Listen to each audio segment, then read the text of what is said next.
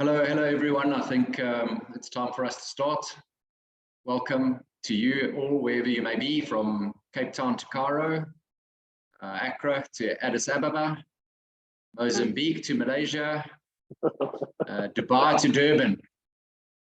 We have had some great registrations, and thank you all for taking the time to sit and chat about the subject, to talk with myself and my colleagues, Desiree Mostert and Hassall. We're going to cover the topic fairly generally for the afternoon and try and get through as much as we can. We budgeted about an hour to have a chat. Please, at any stage during the afternoon, you've got a question to ask, just pop it into the chat box. We'll try and get to it. We've actually had pre the webinar so many questions that we're gonna try and answer. But hopefully, in going through all the stuff today, you'll have your questions answered, and obviously, at any stage in the future, you can get hold of us. We have to start with our standard disclaimer to say, please remember anything that you hear or we speak about in the webinar today does not be construed as financial advice.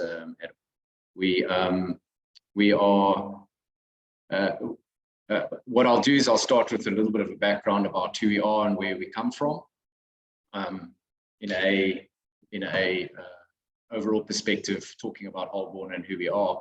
The agenda is very light. We're going to just talk about Holborn assets, the residency by investment. Chris is our resident Portugal Golden Visa Program man, so he's going to give us some good details on that. Is that what I am now? Okay. Yeah, you are. Well, when you sell them as well and as good as you do, then that's it. There's my touch on some other options, but I think that the three of us are going to just jump in along the way.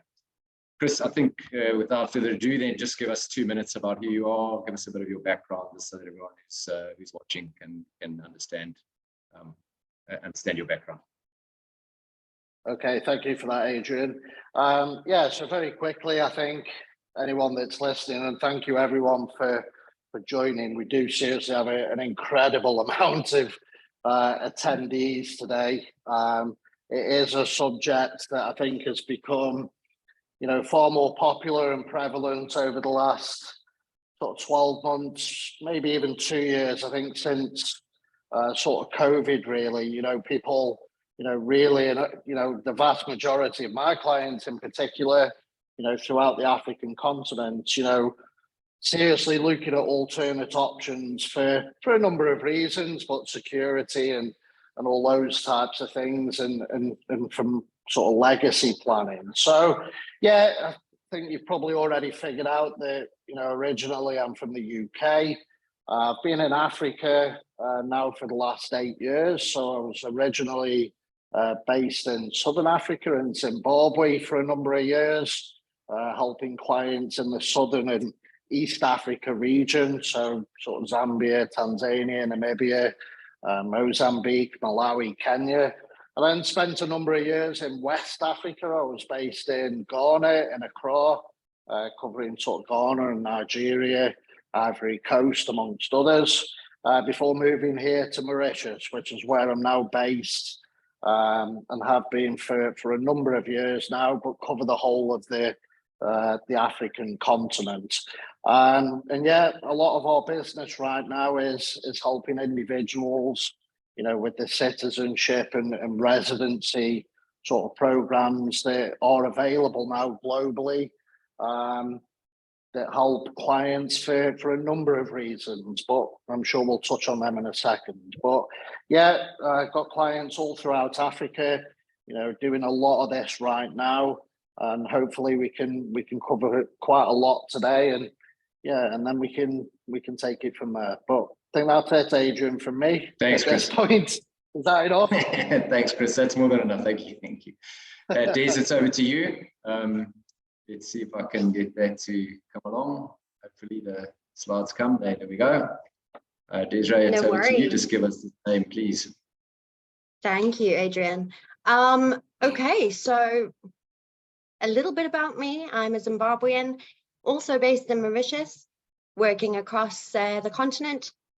And that passion generally comes from the fact that I am a Zimbabwean, so I have experienced inflation and capital depreciation. And yeah, the things that make us really nervous about our futures. So I'm really an open book when it comes to my clients. I love having one-on-one relationships with them. And this forms, as Chris said, a really big part of legacy planning at the moment. Great. Thanks, Desiree. Short and sweet, that Desiree. That was short and sweet. She's, I'll tell everyone on the webinar, she's just being, what's the word? There's far more very good information about Desiree, but Thanks, Adrian. and then it's on to last but certainly not least, myself, Adrian. I've been in the business doing investments and investments planning, financial planning for clients for probably about the last 15 years. The last 5 years in the offshore space, and was very fortunate enough to join Holborn about 4 years ago. And essentially pretty much the same as what Chris says, dealing with a lot of clients in Africa, throughout Africa, and looking at all aspects of their planning and individual planning. So from investments, property, and again, as Chris says now, very topical at the moment is global mobility. We have a lot of clients that need to work and travel for work, or else are looking for something for their families to be able to move or go around the world. So that's 2 minutes on me. I think it is always pertinent for us to talk about Holborn as a business, so that you also get comfort with the company that you're dealing with. If you've never come across us, we are the second largest independent wealth advisory business on the planet. I'm not saying in the world, on the planet sounds much better. And we really are focused on getting the best outcome for our clients. That's the number one. And you'll see it in the additional slides about what we are. Our CEO, Bob, started the business way back in 1998, and he's still the hand on the tiller and the real captain of the ship. He inspirational leader and an absolute gentleman.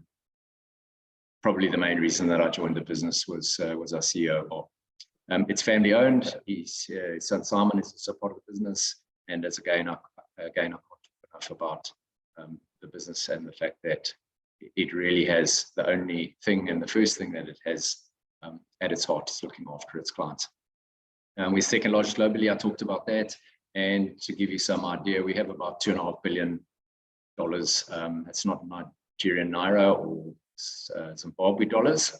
That's $2.5 billion US under advice across our 13 offices, but I'll get to that as well. We've got about 15,000 clients. So we're a really large concern, and we operate in about 13 countries.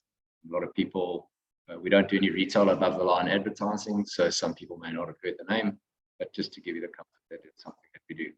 From a servicing perspective, I'm not going to waste too much time on that because we have a lot to get webinar perspective.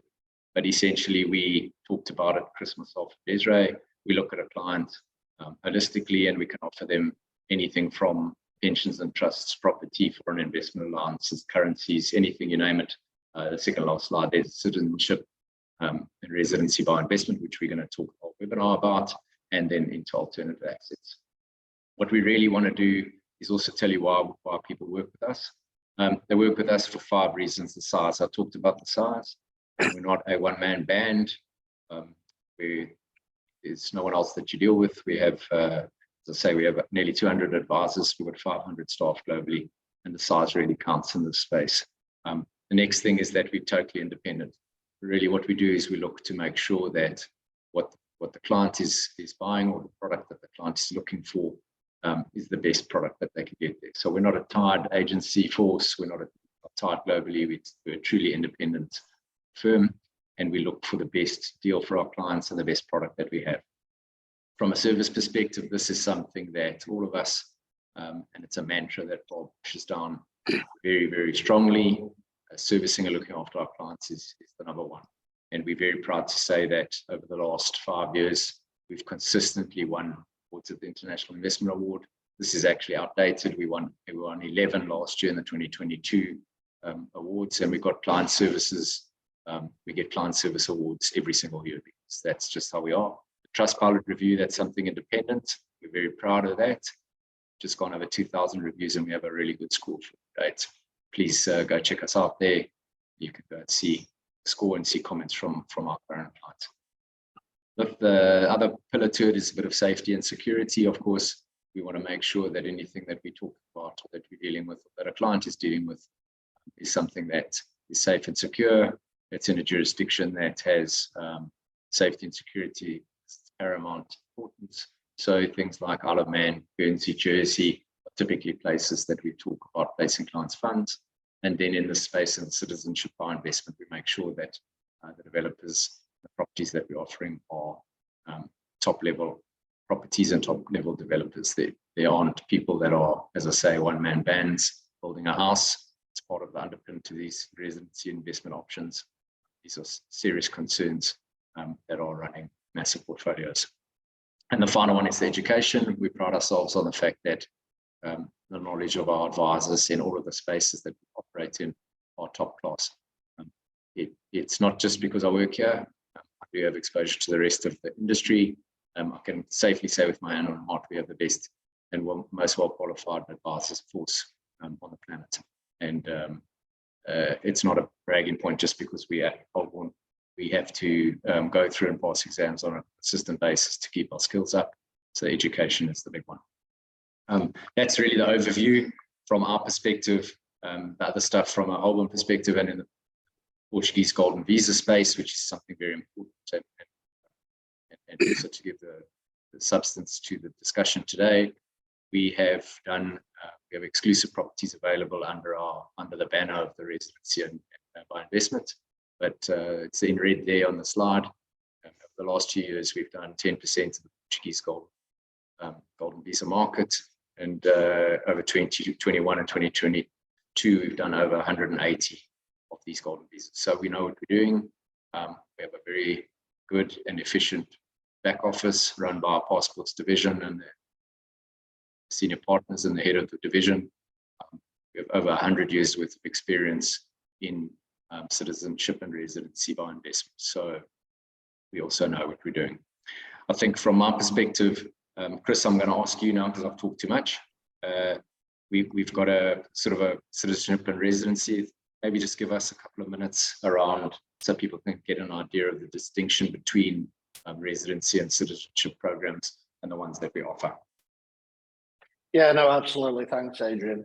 And I think that's, a great starting point. I think, typically what I find and with all of our clients is that, they tend to fit within one of two categories.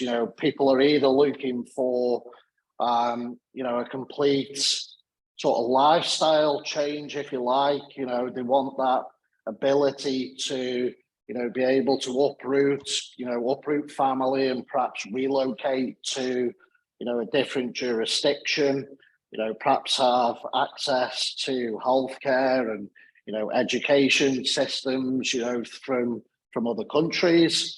And then there's other individuals that typically just look at this for, and certainly my African clients, are looking for a passport that affords them, easier ways to travel, very simply, but what you find with those is that, although they're great, for that, being able to travel far more freely, without having to, keep getting visas, what it typically doesn't do is give you, access to, multiple countries. It doesn't give you access, for example, to the European Union or the ability to, be able to go and live somewhere else other than, the country that, you get the passport from. So it's very, you have to really decide, what the purpose of this is, what the reason behind this is. Is it simply, you travel a lot through work or whatever it may be, and you just need, far more easier travel? Or is there something, that's, from a legacy planning point of view, is there something that potentially you want to go and move, for a security point of view? Or, do you want children to be able to have access to, better education than what your current jurisdiction affords you, healthcare, there's two main categories, and as you can see there, it sort of falls within the citizenship and the sort of residency. But yeah, there's multiple options, as you can see there, and they all have their slight differences, but in reality, they're all very, very similar in what they afford you. The differences will be the cost and what you can access. But, the first question that you should always ask yourself is, what is the driving force? What is the reason, the underlying reason for wanting to, perhaps explore these options? And then, once we've established that, it becomes far easier then to, sort of filter, all of the options available into something that, is suitable for you as an individual. We're not just sitting here, with one passport available and, we just try and give that to everybody. Every one of my clients is different. Everyone will have, their own reasons and their own needs for, a different passport or a different sort of citizenship. So yeah, that's the first thing that we have to try and figure out. And then from there, once we've, figured out which category we're in, then we can really, start talking through, the finer detail, if you like, of the needs and what we're looking to achieve. And then we can sort of filter that down into the best option. But as you can see there, I mean, there's many options, and I don't even think that covers all of them, Adrian, does it? I think we've actually got even more, and some come and some go. And I think obviously, we're going to touch on the Portugal option, I think, during the course of this, and that's, a great example of this. We've got a scheme that's been around for a number of years, probably about one of the most popular schemes, and we're on the brink of losing that right now, and Ireland recently again is one that's lost, but yeah, they come and go, and yeah, it's about finding the best option for our clients. Yeah, perfect. Absolutely. And I mean, I think we will unpack it, and as you said, Portugal is really the best. It's probably the one we've got the most slides on to talk about, because it actually it straddles both of these sides. So it starts out as a residency and leads to citizenship, where some of them on the far right, may only be residency and those type of things. So what I'm going to do is then, Des, I won't throw you under the bus, but maybe I am. Maybe I'm going to ask you, because this is quite straightforward. I mean, the thing that we get a lot is European and questions around European passports and why people would want to have a European passport. I mean, you don't have to tell them all every line there, but just give us, from your experience and talking to clients, especially African clients, what they think when they're honing in on or looking at the European stuff. What do they think? And I'm going to interrupt you before you start. Sorry, just to remind everyone, you're going to see some nice questions coming through, some panelist questions. So if you could just fill those in as they pop up and give us your answers. They're anonymous, so don't stress. And myself, Chris, and Desiree can't vote, so we can't influence it. But if you just fill in those as we go, and then at the end we'll also unpack that, because there are some really good questions that we've got. Okay, Des, over to you. Okay, cool. So I really do think that from a client perspective, the reason anyone would want to look at having an EU passport is the quality of life. With retirement and work and being able to live anywhere really in any of the Schengen countries or in the EU. So I think that's a big motivation. A lot of our clients, have children, and there is that legacy aspect to it where they are wanting to be able to educate their children. So that as well, I mean, huge possibilities. Did that answer the question, Adrian? It did. And I think everyone saw what's on the screen there, but yeah, it really is a huge benefit from that perspective.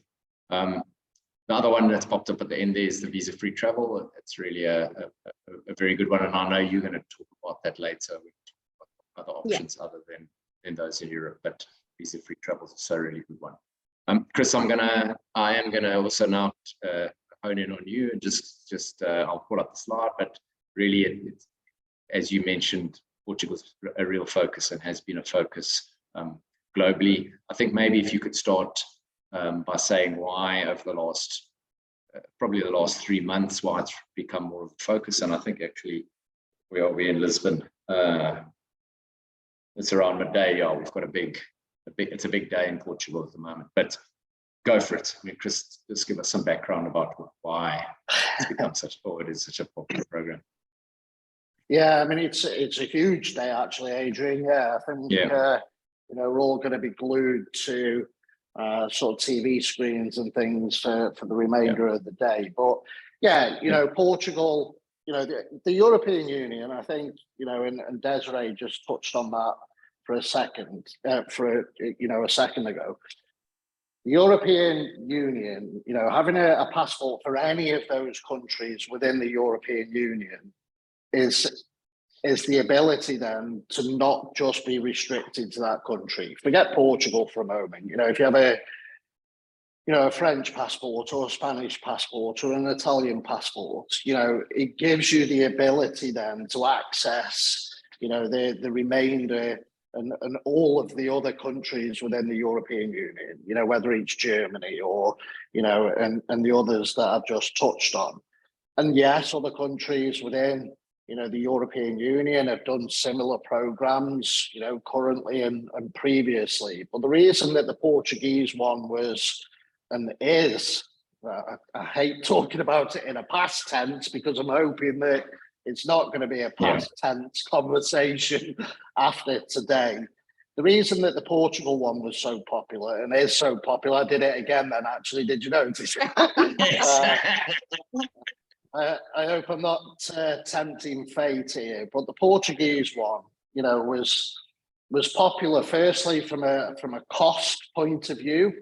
It was, very accessible to a lot more people because, the funds required were, a lot less than, some of its other sort of European countries, but also the sort of requirements as well in terms of, time spent in the country over a period of time was, not onerous at all. Some countries like, if we look at the UK, for example, you have to physically go and live there, for 5-6 years, which means, uprooting your family, uprooting business, and actually physically, committing the next 5 or 6 years of your life to actually, going and living in that country. And Portugal, is again, sorry, I've done it again. Portugal, there's a requirement of just 35 days over, a 5-year period.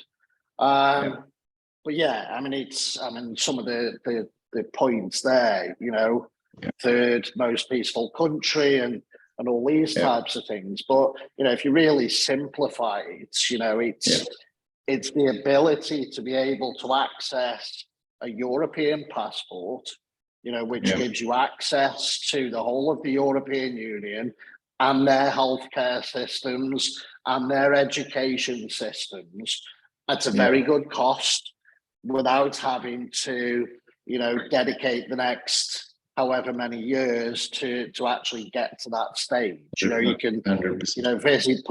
You can visit Portugal on holiday, for a week or two, every year or every couple of years for the next few years. And that's it, So the Portuguese one has been a phenomenal program.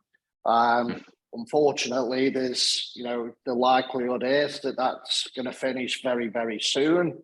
It's achieved its objective for the Portuguese government, which if we simplify things, the entire reason that these programs were introduced is to drive revenue into that particular country, and it's ultimately, served its purpose, it's achieved its objective, and, it's now, unfortunately, looking like it's going to finish. And I think it's going to be probably the last of a sort of dying breed, really. I think it's being the most popular, probably, if I was to say, the best program.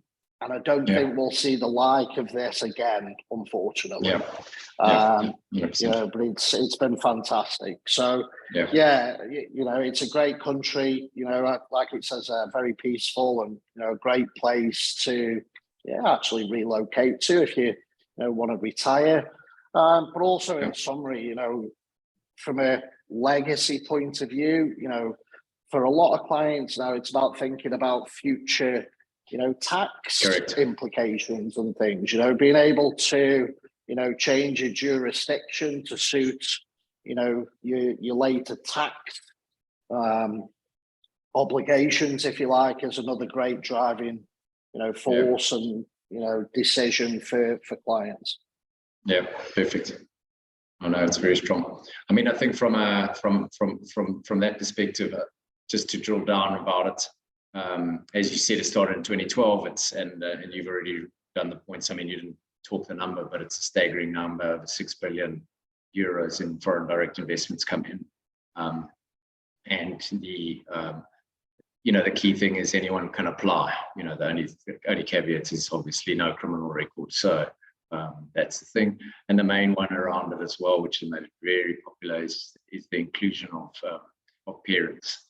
I think that's something that not the other programs lack, but from an overall perspective, if it is, as Chris says, if it's something like the Plan B, or it is the full moving out of the country that you currently live in, it's very important to take into consideration parents and parents-in-law. And my own personal circumstances, an easy example. I'm in Mauritius now, and my father-in-law is with us. And to be honest, we would never have come here if there wasn't the opportunity to have dad. And that's that's critical, I think, from an overall planning perspective. For a family. We don't. Just to be clear, though, we don't have to take parents, because some of us don't actually want to take parents. Yeah. Sorry. Some of us actually move to get away from them, eh? Yes, exactly. So it depends which consultant you speak to. It's either parents and parents-in-law, or else it's parents but not parents-in-law.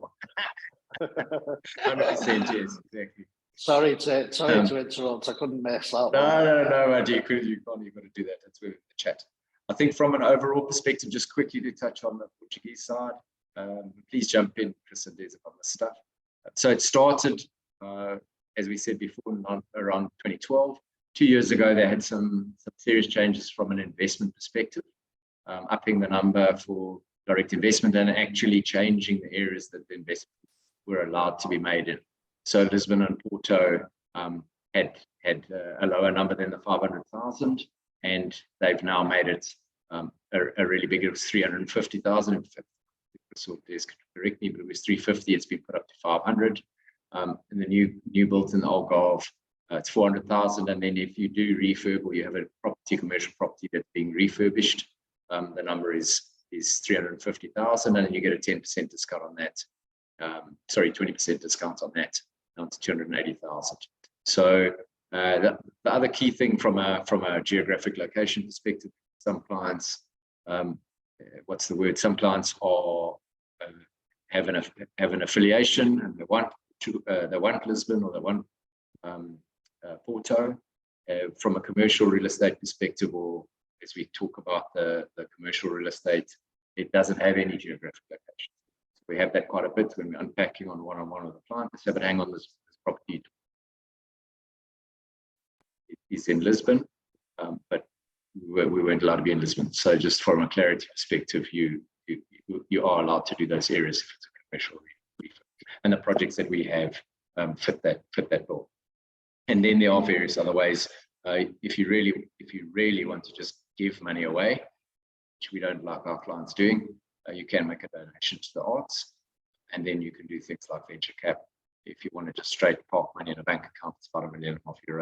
And then you can also do stuff like creating a company with employees.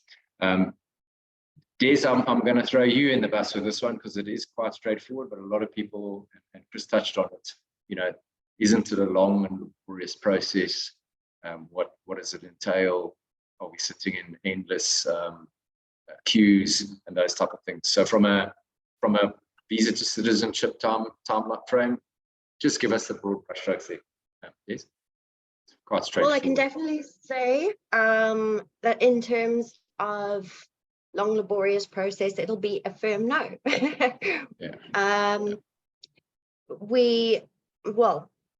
Our Holborn team would walk anyone through the entire process literally from A to Z. And in terms of, sorry, I saw you trying to catch up with slides there, Adrian. No, I've done that thing too, just because we're not going to kill them with PowerPoints. I've actually put that. I mean, there are literally 25 points of what we do as a business, the client, the people on the while you're talking about it. But we hold their hand, and there's a hand holding all the way. Absolutely. But then I would definitely say, I mean, month 1 to 3, there is the application submission. That is then taken through to the SEF, which is then approved, and then the EU residency cards are issued. That is the sort of stage of the actual property investment as well. And then, you know, the next sort of stage would be at the end of year 1 with the card renewals. And again, you know, and again, I think it's really important to say that there isn't that necessity to be in Portugal all the time. Yeah, correct. Yes, there is a need. There is a need to go for the biometrics, but aside from that, it is literally the 35 days in the 5-6 year process. Yeah. We are going to be boring about that, Des, because I think people don't get it. And I actually sold the residency visa program 2 weeks ago to a client who first said to me, no, I can't do this because I can't leave the country I'm in now for the next 3 years. Despite me telling him before that conversation about 10 times that it's minimum stay days. But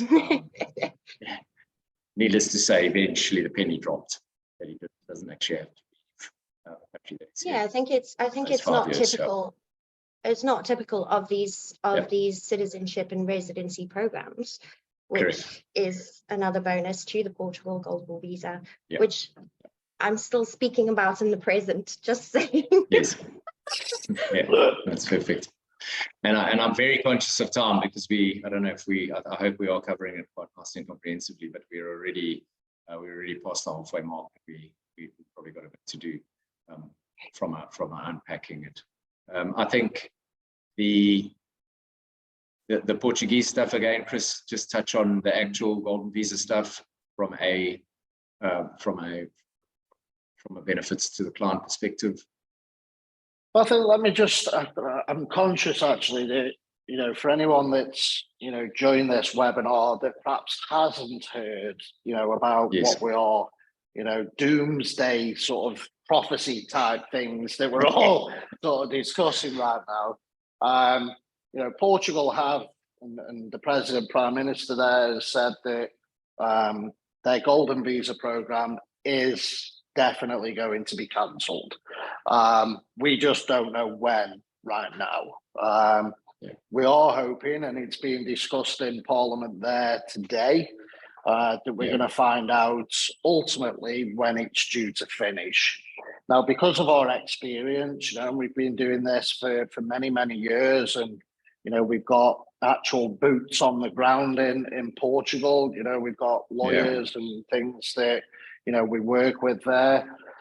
You know, the general feel is that, you know, even if he decides to kill it today, it still has to go through, you know, Parliament, has to go through a lot of steps in order for it to become law. So we think the earliest potentially that it will be cancelled will be May. Our gut feeling tells us that it will be perhaps September or towards the back end of the year, fingers crossed. There is also a feeling that the commercial side, you know, the regeneration commercial element may stay. I think the issue that, you know, Portugal have right now is the residential side of things, because ultimately what this has done is drive property values quite high, which then has had a knock-on effect with, you know, rentals, which is then, you know, affecting the local Portuguese citizen, you know, affecting their ability to buy property and also to rent property. So we're in a bit of limbo at the moment as to what's going to stay, what will go, and when it's going to go. But I think, to be clear, and I don't think we have been that clear thus far, to qualify or to apply for a golden visa, you have to buy a property. You know, and that's, you know, once you become the legal owner of that property, on that day, we can put an application in for the golden visa. And that's when the sort of clock starts ticking, if you like. That's when you then have to do your sort of 35 days over a 5-year period. You'll have to renew that visa after 2 years and after 4 years. And ultimately, you know, at that point, you know, you still own the property, you've still done the amount of required days. That's when you can put your application in for the citizenship. That's when you can, you know, qualify for the passport. So that's the sort of process, if you like. And you have to do a bit of a language test at the end. But I believe, you know, it's, you know, grade school. Again, you know, you don't have to speak fluent Portuguese. You know, if you do a sort of Saturday morning online course for, you know, 2 or 3 months, then you should be fine. But you know, going back to what Desiree was touching on, you know, this is a very top to bottom sort of service, if you like. You know, we literally, you know, guide people through the entire process. And that, you know, even when you go for your biometrics, you know, we've got people on the ground that will be there with you to go and, you know, help you do that. We open the bank accounts, we get your tax numbers. We've got solicitors and lawyers on hand that, you know, will guide you through this. But I want to be very clear, you know, if doomsday happens and this is going to be finishing in May, then we've got a very, very small window. Very small window. You know, the window is open, but it's only slightly open. And, you know, if this is an option that, you know, you really seriously want to consider, then I suggest that you speak to the relevant consultant as soon as possible. Because as I said at the beginning, you know, once this program is gone, it's gone. And I don't think we will see the like of it again. And, you know, right now there's a small window of opportunity. And whilst we have that window of opportunity, I feel like you've got to jump at it and try your best to get it. Do we guarantee that you will get it at this point? No, we can't do that. But I think there is still a time that we feel that you can get it. And I think, Chris, to add a point to that, to give clients that are on or prospective clients that are on the thing, from a Holborn perspective, and I talked about it in the first thing, Bob's, we have an organization, and if you start this process and are paying any of the deposits and any of the fees and those type of things related to this project, if anything happens and it does stop, it's a fully refundable process. We will refund you in full everything you've paid up to that. So I think clients need to understand that. People need to understand that it is worth starting the process. We've had the odd person say, no, they'd rather wait. Don't wait. And we every day counts at the minute. Correct, and we give you that guarantee. You will be refunded all your fees, all your legal fees, and anything that you paid up to that. So that's quite a key one from our perspective. And the second thing that we get a lot is from the purchase perspective, into the nuts and bolts. You can't finance the purchase. That get a lot. So let's talk to 280,000 euros as a purchase price. I'm going to touch on one of the higher value projects that we've got, but let's talk the 280,000 euros. It's unencumbered money. So you need the full amount of money. You cannot finance the 280,000. Before you scare people away, can we get to the good bit Yes. though now, Adrian? Yes, I won't scare them away. What's the good bit? You're going to tell me. You know what the good bit is? The resorts. Yeah, no, I think, listen, you know, when we're talking about the 280,000, you know, we're talking now, you know, commercial property, regeneration property in the Algarve. And I don't know if you've been to the Algarve, but it's a beautiful part of the world, actually. Yeah. You know, it's stunning.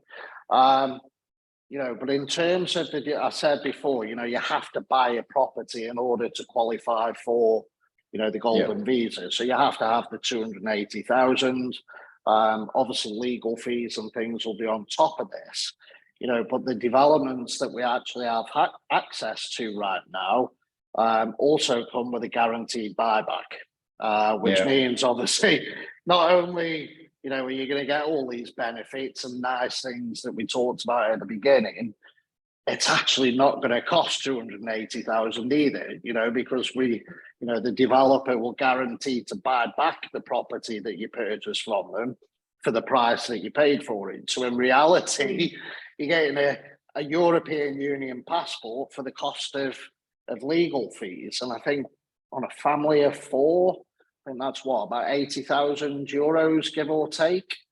You know, ultimately you're getting a passport for, you know, 20,000 euros each, which, you know, you start adding up the value actually of the benefits that you get in terms of education and healthcare.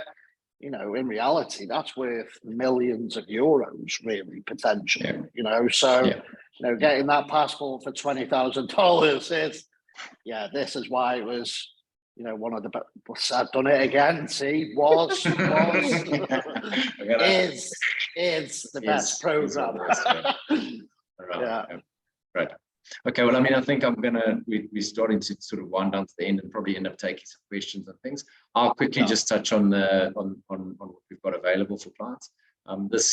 This project is at Orbidos. It's a 5-star resort, halfway between Porto and Lisbon. It's it's a fully functioning resort. It's already operational. It's not being refurbed or being built at the stage.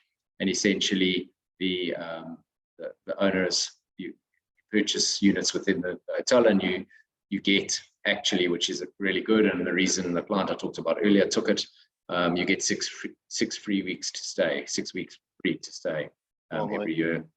It's got a golf course, Severiano Ballesteros golf course. And if there's any surfing nuts out there that like surfing, it's about 5 minutes away from Nazare. And Nazare, if you look it up on YouTube, it has the world's largest wave coming through there, largest recorded wave, 29 meters. So that's something that you can look up. And that's really what we have from the top end category. And then down at the lower end categories, again in Lisbon, some people do, as I said, are very partial to taking Lisbon or Porto. Again, we have availability in that space. And then from my perspective, I had slides here on one of the projects, Yellow Tulip. Unfortunately, they sold out. I think yesterday, Chris, or the day before. I know you were talking. Yeah, the last one went, I think, yesterday. Yesterday, yeah. So I had to quickly juggle and take those. Well, we have got another development in the 280 range. Yeah? Yes. Okay. So sorry, but we do have one, but I just couldn't juggle the slides quick enough today because I thought it was there, and I just take them out and find the new one. We have the one at 280. I'm sure if anyone is serious about discussing this, then we can go into finer details and developments. Yeah, of course you can. Yeah. I think we've talked about this, Chris. You were very good about it. Yeah. You know, the discussion is happening at the moment. It has been said that it is going to end. The European Union are very strong.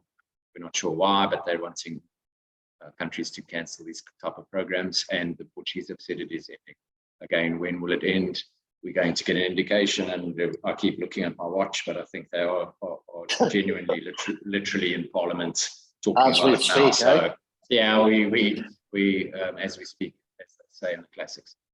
Look, I think we've talked about Portugal quite a lot. and we are running out of time. So if you don't mind, we're going to just quickly move on to other options, because there are various options available for the client who may not be looking at full purchase price of a property, and may just want it for travel, which is what Des talked about earlier. And again, in that first slide that Chris talked about from our residency and things, we do have an option. So we can sit with you. He did talk about it as well, to say, depending on your circumstances, exactly what you want. There's every chance that we could be able to find something. So from a non-EU option, very popular is the Caribbean regions. Des, I'm going to throw this one to you, and to just give you the 5 minutes, maybe just tell us about Caribbean passports. Yeah, absolutely, no worries. Okay, so I would definitely say that one of the main features is the ease of travel. 146 countries, visa-free globally. And I think it is one of the sort of quicker passports to obtain within the Caribbean. So 100%. Those are generally within 4 months. The other beauty for our clients is that they absolutely never even have to set foot within the Caribbean. Everything can be done remotely and electronically, so there's no worry about travel there. But not a bad place to retire if you want to. No, and we do have that. Our clients ending retirement. So think of worse places to go and retire to. Absolutely. Within the sort of visa-free as well, we've got the visa-free travel within the UK and the Schengen areas as well.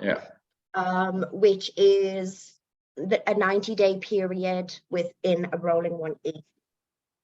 And Des, if you're the expert in the space, if a client said to us, well, look, they all look the same, what would your suggestion be? I mean, we put you on the spot there. What do you think? What would you? I keep throwing you under the bus here. Don't answer that question. He knows we have to go into a lot more detail before you can answer that. Don't let him do that. Sorry to interject. I'll jump in just very quickly. A lot of my clients in Nigeria, for example, a lot of them are doing work in China. Some of those, allow travel to China, some don't. So you need to get into the intricacies a little bit more. What they also offer is, the multi-entry visa to the US as well. You can, get your 10-year multi-entry visa to the US with one of those. So there's lots of different sort of interest. They're great. If you, that's what you're looking for. You travel, and maybe why not go and live in St. Kitts and Nevis, okay, so seeing as Chris interrupted there. It's all right. So this is thunder. Yes, you don't have to give an exact, but what is popular? I know one of them is particularly. And that would definitely be St. Lucia, in our opinion. And that is because it is still classed as a Commonwealth country. So you are getting, up to 180 days of stay within the UK. You can, you'll have to leave after that 180 days. But I mean, within 48 hours, you can start again with 180 days. So, it's a particular favorite of those, who are within that remote working space, especially with how the world's changed since COVID. I would say that is the main sort of benefit on the St. Lucia, as opposed to the others. Are they all a similar cost? Now, Chris, I'm going to steal your thunder. Go for it, Des. Go, Adrian. No, go. I was trying to throw him under a bus. He keeps trying to throw us under the bus. I was trying to throw him back. We have to go into a detailed investigation of the client's circumstances. But reasonable, more or less the same. And they have the different options. They have, Des, you can correct me, but they've got outright purchase of property, and there's a donation version. These do have donation versions, which is a physical donation. But I'm very cognizant of time. I'm sorry to cut you off, please, but we're going to have to move into Q&As and just see what we've got going and the answers on the poll, because we've only got about 5-6 minutes. And I know people always have a hard stop 5 minutes before the next meeting, and I'm sure lots of people are meeting on the hour. So I think if I could just say one final thing, I think sure. If it's not become clear already from what we've said, there's so many options available for clients right now that are thinking that potentially in the future they may want to have the ability, not necessarily definitely move, but have the ability to be able to move, or want to give children perhaps the option of an education internationally, or they just want to travel. There is an option for everybody. Everybody has that ability and has that option. And we will help you and guide you, to find the most suitable and the best option for you and you specifically, as an individual. So if this is something that you're serious about discussing, in more detail, just reach out to either myself, Desiree, or Adrian, and we can schedule some one-on-one sort of Zoom time, FaceTime, and go through that analysis and really try and establish what the best route is for you, and we can help then guide you through the entire process. And even toward it. Sorry? And even toward that process, if it's a long-term legacy sort of plan. Yeah. Well, what wonderful questions do we have? Yes, I'm just checking now. So you saw me a little bit distracted. I'm just looking through the Q&A here. Let's just have a look. There's quite a few. There's going to be too many to answer. So this is actually quite an interesting one when we talk about the 185 visa-free countries to travel. The question's been asked also rather anonymized, even though the clients put their name up. The Portugal visa has 187 visa-free countries to travel. Is this residency or citizenship? It's actually a great question. Do either of you want to take it, or do you want me to take it? Yeah. So the question is, Portugal column is 107 visa-free. Perfect. Yeah. So it's a great question. The person who's asked it on the webinar. The 187 visa-free is at citizenship stage. So it's a very good question. Pre-citizenship stage, you're permanent residency, you get a permanent residency card, a golden visa residency card, and the visa-free travel on that card is limited to Schengen, the Schengen area from a travel perspective, and obviously fully residing permanently in Portugal. So within the European Union, you can obviously go physically to Portugal and live there on that card, no problem. And then the travel from Portugal during those residency years is Schengen wide, and then the full 187 visa-free countries kicks in once you have it. So it's a great question. Okay. Next, just trying to see whether or not. Come on, wrap it up. Come on. Wrap it up. Yes. Oh, I'm actually waiting for the poll answer. So let's just see whether I can find that. We asked a lot of questions in the poll. See if I can find that. Technically challenged here. Oh, here we go. So from our perspective, we asked if you're interested in obtaining the second citizenship or residency. So we've got nearly half of people on the call, which is great. So please, can't say enough, please reach out to us, one of us, and let's help you. We'll have a solution, no problem at all. Again, we touched on it, but it's really good to ask people what's the primary purpose for considering the citizenship. Nearly 2/3, 60% of the people have said a better quality of life. It's a very interesting one. For education, I'd say higher than that, to be honest. But yeah, it's interesting. Yeah, it's an interesting one. The next one was business, Chris. So the travel. So we're going to have business travel for clients asking what business they need the visa for that.